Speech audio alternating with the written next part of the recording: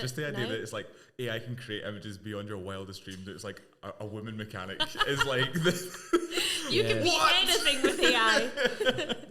Chris, so I take it you know how we start the podcast. I have absolutely zero idea. What we like to do is sing in harmony together. So it'll sing the name of the podcast. So it'll be pretty self-explanatory once we get started. So all you need to do is complete the harmony. Yeah. You're the third harmony. Okay, so... As in, once you stop, or in No, in harmony? at the same time, it's a 3-part harmony. Okay. So, social media, social club. Social media, social club. All right. Gorgeous. Thank you.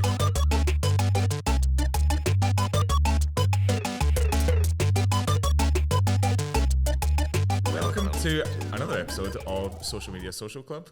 That's Hannah. That's Josh. Just thought I'd throw a curveball in there. And today we have a guest with us from Hydrogen. His name is Chris. Here he is. Hi. Hi, Chris. How are you? Nervous, to be fair. Nervous? Very nervous, yeah. We established off air that this is your first ever podcast, which is statistically surprising. As a white male, I've never done a podcast before, so it's unthinkable. Shocking statistic. Now you're just a number. Now I'm part of the 99%. Now you're just a percentage. So why did we get you on today, Chris? Well, Hannah, do you want to answer that? Well, Chris is our head of design, resident creative. We want to talk to you about the rise of AI in art. Now, this has obviously been a contentious topic, yeah. especially. I mean, in general across the world.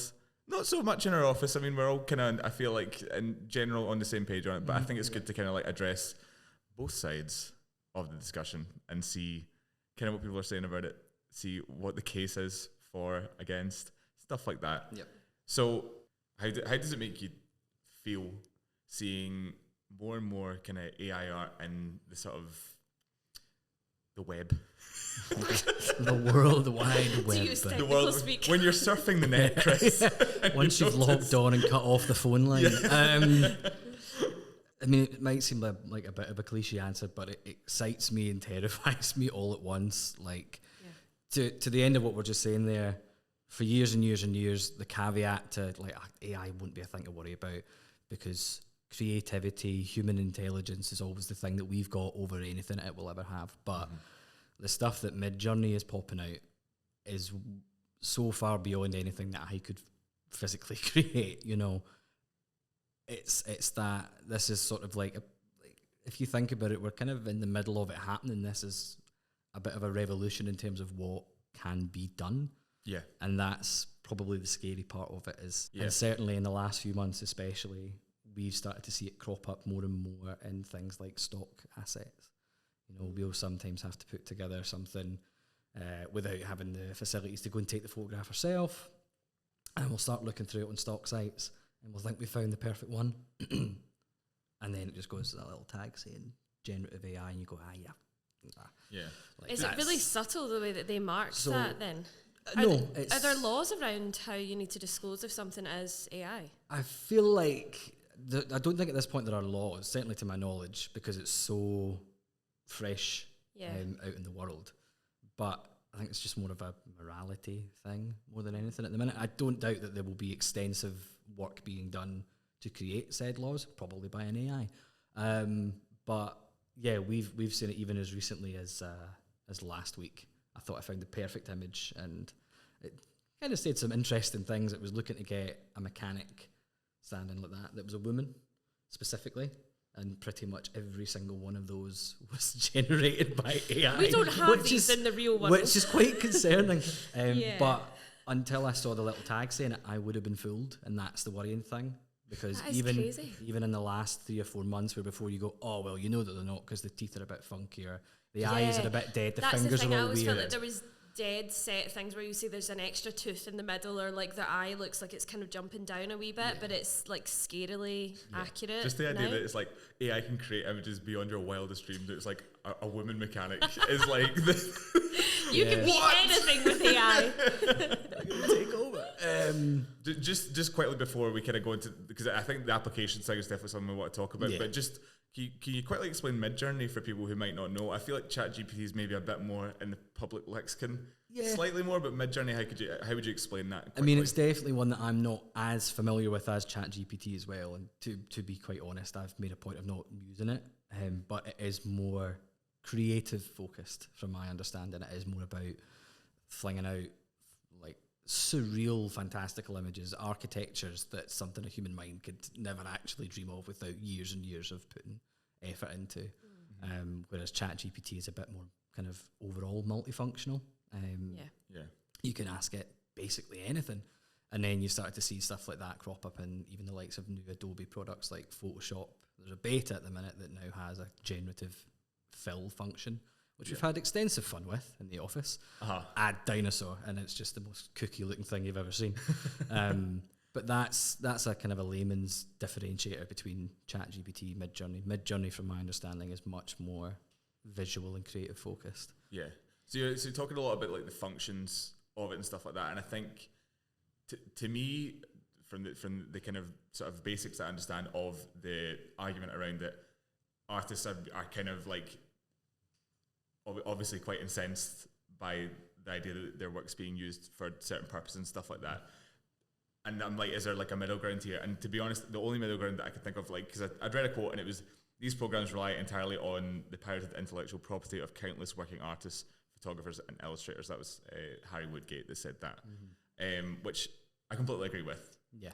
But I think what you're kind of saying is that you can use it functionally for like examples and stuff like that to give like clients an idea of stuff, as opposed to it being in the case of art for art's sake, which I do disagree with. I think that's that to me seems icky and wrong. But potentially, if it's fulfilling a function as to give like an example or something like that, to storyboard and stuff like that, then it's actually, to me, that is less of an issue. Yeah, for me, that side of it being used as a tool is the bit that excites me, because it allows us to do much more interesting things when we pitch to clients. It allows us to be much more visually descriptive than just having to have a quick doodle to try and do it, or spending hours grueling over a mock-up instead. Yeah. But yeah, to your point, it's when it is the art for art's sake. It's when it's trying to deliberately fool you as well. That's when it's more scary. You know, it's been something that has been widely discussed for years, with deep fakes a few years back, and you know, the implementation of that sort of stuff. There have been, you know, court cases over people having deep fakes of very, you know, unsightly things with their face on them. Yeah. And you know, that's just the tip of the iceberg, really.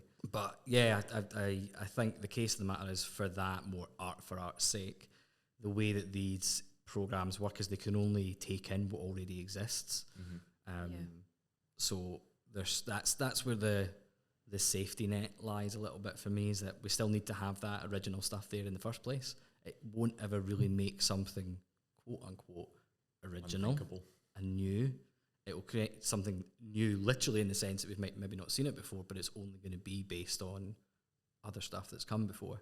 Yeah. So that's where the little differentiator comes. People have their limits, obviously, but there are so many of us that there's going to be someone somewhere that has something genuinely new to think about. And AI can't necessarily come up with the new fashion, the new trend. That's influenced by people. That's generated by societies and groups of people bringing that forward. Yeah. And AI can't do that yet. Yeah. You know, because they're only set to do a function. You know, people think AI and they go Terminator, Skynet. It's all gonna go to hell. Yeah. But you know, there are people in place, you know, that work the ethics into these things, so that they're only designed to do what they're programmed to do. ChatGPT can tell you everything about a specific subject, but it can't come up with something new on it. Yeah. Because it's not functionally built to do that. So taking the time to understand that element of it means that, you know, it's not a complete own goal for humanity, I guess. I think that's the thing. Like, it's not so much like speaking about the ethics of it and stuff like that. People are kind of saying like it's obviously inbuilt with certain ethics in mind, which is important in a kind of like not ending the world kind of way. But I suppose if we're looking slightly more granular. That's quite a hard word to say. Granularly. I've never had to say that on Granularly. Granularly. Looking at it with a bit more of a granular lens. So if we're looking at it more granularly, That was good. Just say it fast. Just say it good and don't make it look like I've just Purple burglar achieved something. Yeah. Yeah. So was I gonna say? Yeah. When you're looking at it more granularly. Yeah.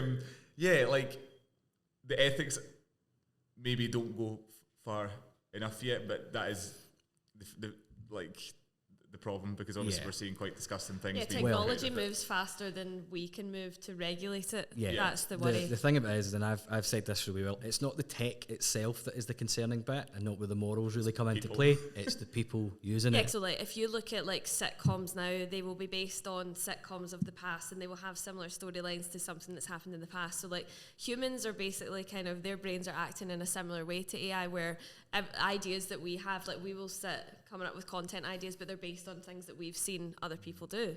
So like it is actually just a tool that moves a bit quicker than our brains do. Like functionally, yeah. However, I will counteract your point by saying, have you seen The Bear? Actually, I haven't. Talk about original. Completely unique. No one's ever thought of like a show around cooking. Hey, I've seen MasterChef and the drama around cooking. Yeah, no, that is a fair point. Like, there's even marketing phenomena around about that, like the 30-year cycles a thing. Yeah. Where the idea being that, you know, people of our age grew up in the 90s. Sorry. Also, I should be saying sorry to you guys for outing you. Like, the stuff we grew up with then will now start to be becoming more popular again, because we are now the people who are making the content for other people. It's quite cyclical. But for people younger than us, they think that's completely original. Well, that's because they weren't there the first time. So. Something like Stranger Things is entirely an homage to 80s horror. Yeah. But a lot of people are just going to pick it up, not because of the nostalgic element. I wasn't around when those films were out. But people just loved it as well. So it goes to show that it's always receptive. Give it a little bit of time, something will always become fresh again. I do think though that like the kind of what you were saying about AI being, it can only go on what it's been told before, and like that is true of humans as well. But like I think AI, like the way AI thinks is not like normative. Like there's a normativeness to how it thinks and how it processes ideas. It makes what the most sensible thing would be, based on, because it's looking for the safest option kind of thing. Whereas I think that's where the human ingenuity comes in, and kind of like, well, what if we tried this with this totally thing that shouldn't match with it? Well, that's it. Like, I think that's it's even the likes of a chat GPT prompt. It still needs a more specific input from the person to get something more specific out of it. I'll often find that I know what I want to get from ChatGPT before I go on to ask it something. So I feel like I'm constantly going, no, more like this, no, more like this. And then it comes up with something, I'm like, I probably could have come up with that because I knew what I was going for anyway. Yeah, basically, I think it was Simon Pegg recently put out a statement. Well, not put out a statement. I think he was maybe spoken to at Mission Impossible premieres or something. And he was commenting on it because I think you've seen it. The plot's to do with killing an AI, something to do with that. So he was asked about it, and he said, like, basically it's just having to fish from the majority of what's out there, which is mundanity. Like, there's only ever going to be so many diamonds in the rough. Not every script, not every image can be the best thing ever. Yeah. So it's going to have to mostly pull from just average stuff, which is half the reason that the idea of an entire film script being generated by an AI is very worrying, because it's just going to completely homogenize everything that's going out. Whereas the way he said it was, you know, an AI hasn't had its heart broken, an AI hasn't lost a parent, an AI hasn't, you know, had these life-affirming and traumatic moments that characterize them, and that can then be put into their work. I have seen a lot of really cool stuff using AI. Like even I saw something the other day for like the Barbie movie, and it was like the Barbie like dream house or something. If it was like lots of different movies, like there's so many creative things that we can do with it. I saw one that was like a pride parade happening in countries where it's illegal, and it's like that's just really cool to be able to visualize things and see things that we can't build or that aren't real at the moment. So I think there are some exciting possibilities for it, but I want to get your perspective on how we could maybe use it. You're bang on. Like the idea that we can auto-generate exactly what we're talking about for an early pitch stage, rather than having, you know, instead of it being 2 weeks labouring over this thing to make it look perfect because it's just got to be bang on, we can have that battered out in a couple of minutes and iterate on it through that time. Like it goes back to what I was saying about it being a tool. It shouldn't be the be all and end all. It should be helpful to elevate what we're already doing, as opposed to replacing it. When people are Yeah. kind of like, oh, it's a bad thing, I'm like, how do you think electronic artists work? Do you think they just make stuff like loops, all that kind of stuff? It's just helpful creative prompts to get your idea down faster. Well, you've still got an idea, Yeah. Yeah. and to to make it easier for more things to be built upon it. To like link back to the example I gave earlier on, that content aware tool, that used to be like, right, I need to try and grab a bit from here, and I need to try and make sure the colour matches, and like it would be 10 minutes getting rid of a teeny tiny bird. But then I can just put a little marquee around it, say, do that please. Yeah. And it does it for me. And I can then just get on with what I want to be doing, not all this monotonous. So it's helping you with stuff. the little tasks that actually That's aren't it. overly creative. Yeah, and I think that's the thing of it. It gives me the headspace, like the real estate in my head to focus on that, which I Yeah. think is the real benefit of it. We obviously, I think, collectively agree that its functionality is very useful to us, Yes. and it's more the public that is the danger. So if you're watching this, it's not us, it's you that are the problem. But yeah, I think it's public consumption of it, and I could do without the Wes Anderson AI. I don't know about you. Like, imagine if Star Wars was Wes Anderson.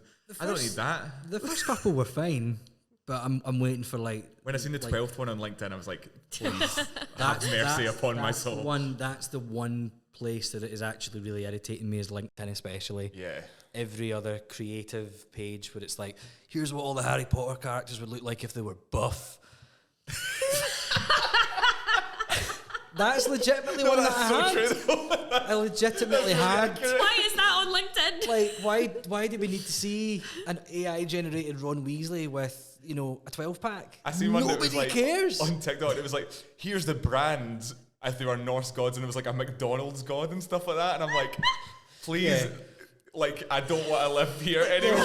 They started Get off me quite. off this planet. They started off quite quaint and quite inventive. It was like, with like, imagine it's like a little scene in a jar, and like, oh, there's the Little Mermaid in a jar, and here's Star Wars, and it was just like, Very quaint. it was very ode. Really it was just wholesome. little odes to these things instead of just like, here's Ariel, but she's got 3 heads. Like, it definitely has waned in my patience on LinkedIn. Because it's like, but even at that, it just that again is reflective of the people that are using it, because they are just dried up of ideas. Yeah, like just creatively bankrupt. Also kinda like creepy. Yeah, it's just like they've got the giving little auto power to generator, creepy like, people. okay, Teenage Mutant Ninja Turtles, but Van Gogh. Like, I don't know. I think this is as good a place as any to wrap up the main portion Yes, I of agree. the podcast. I think we've agreed, and I think we've kind of like solved the case. Oh, perfect. It's the public who are wrong. Yeah. AI isn't the problem, it's you. Yeah. Moving on. Now we get to the point of the show where we like to play a little game. That wasn't a Saw reference, but it turned into one. So the game today is try and surmise who the AI guys are in each of these film franchises. Oh yes. Say I that love again. those. I'll read that videos. one more time for the listeners at home. Maybe we didn't hear me the first time. Try and surmise who the AI guys are in each of these film franchises. Okay. Okay. I Okay. actually really like the sound Not of all this. these are franchises, but it had to rhyme. So, Yeah. no. Anyway, so question 1. Are you ready for this, Chris? Uh-huh. Mission Impossible Dead Reckoning. What is the name of the AI in Mission Impossible Dead Reckoning? What? Oh, the name of the What is the AI. name Oh, of the the name AI? of the Yeah, AI. uh-huh.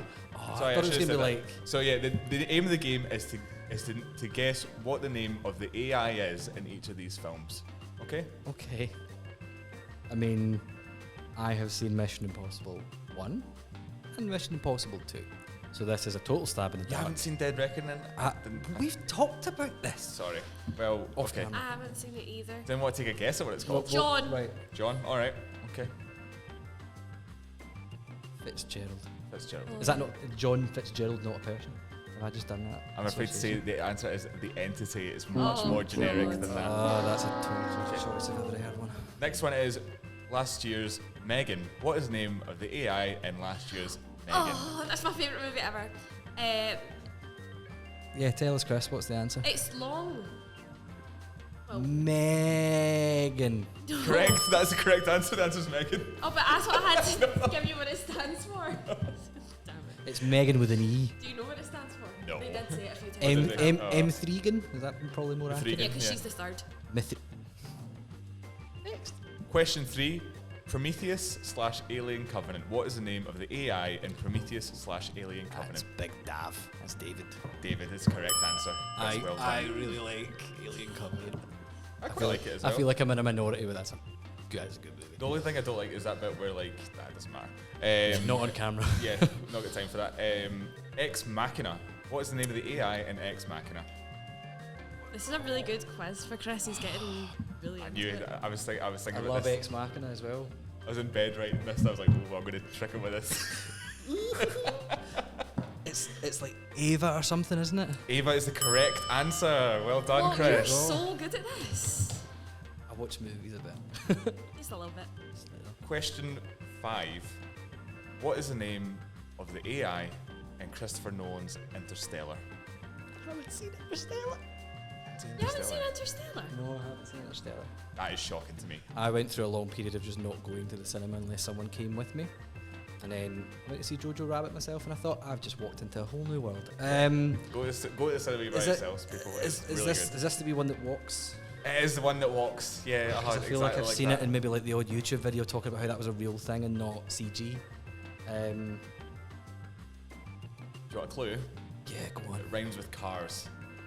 Lars? Mars. Nope. Lars? Keep going through the alphabet. We'll get Fars? there eventually. No. Yars? Mars. Cars? No. Stars. Jars? Zars? Nope. Tars? Tars is correct answer. Well done, Chris. You knew it, Good. Chris. You knew it First the whole time. time. That's so Amazing. So, question 6. Resident Evil.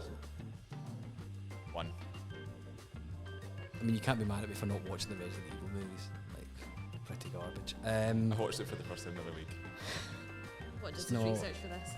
Because they're different from the games, which is frustrating because I know the games really well. Oh, he's adding some context. It's the wrong answer. It's the wrong answer. Just make your wrong answer now. I and we'll don't move know. on. Showing it's I working. I don't know. You don't get marks for your work. It's like a little girl, isn't it? Yeah, It's a wee girl. I don't know the name. No, I just know it's a little red projection of a girl. You're half right. I'm going to give you the point for that. It's the Red Queen. Oh, is that's the name of really the answer. good. Yeah, you did Okay. well. I'll take that. Okay, the penultimate question in this quiz. I, Jonas. Robot. What is the name of the AI in I, Robot? As in the main one, Yeah. Sonny. No, the other one then. Oh no, yeah, that's just the robot. Vicky. Yeah, Vicky's the right answer.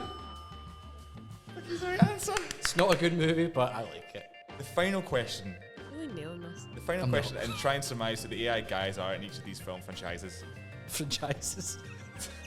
It's the only way it rhymes. 2001: A Space Odyssey. HAL 9000. We did it! That was honestly like pretty impressive. But you were about to say 3,000. I was like, oh! I'm sorry, John. I was here waiting on Iron Man. That's the only one I know. That's Jarvis. That's Jarvis. Yeah. Gonna make it red for you, sir. Is that too easy? I didn't include that because I was like, oh, Chris will know that. He'll get that. But I You didn't. could have put one in for me. You put Who me is in the for AI in Tracy Beaker? For context, I'm wearing a Tracy Beaker t-shirt. I decided for the art versus AI episode I should wear my favourite artist. I nearly said Jacqueline Wilson. I know, I nearly said Jacqueline Wilson earlier as well when I Is said that. I it don't know. Nick Sharratt? Nick Nick Sharratt, yeah. Oh. Nick yeah. Sharratt. Yeah. Ah, yeah, I don't know. The illustrators of art of books will be my next one. Your Quentin Blakes, your Nick Quentin Sharratts, Blakes. all those kind Nick of people. Sharratt. So thanks, Chris, for trying to surmise who the AI guys are in each of these film franchises. That's the end of the show, everybody. Thank you so much. Do you have anything you want to plug before we conclude, Chris? No. Because I just couldn't think. Anything I want to plug. The Bear. Again, go watch The Bear. You Both love seasons. the bear. Okay, It's- I'll watch the bear. It's life-changing. Watch The Life Bear. affirming. Okay, Watch The right, Bear. okay. I'll definitely watch it. All right, then that's the end Thank of you social so media much, social club. Chris. Yeah, thanks, Chris. Thanks, Thanks, Josh. You're welcome. Thanks to our off-screen producers. Yeah, thanks to our team behind the scenes. Bye. Bye. With the camera. Bye.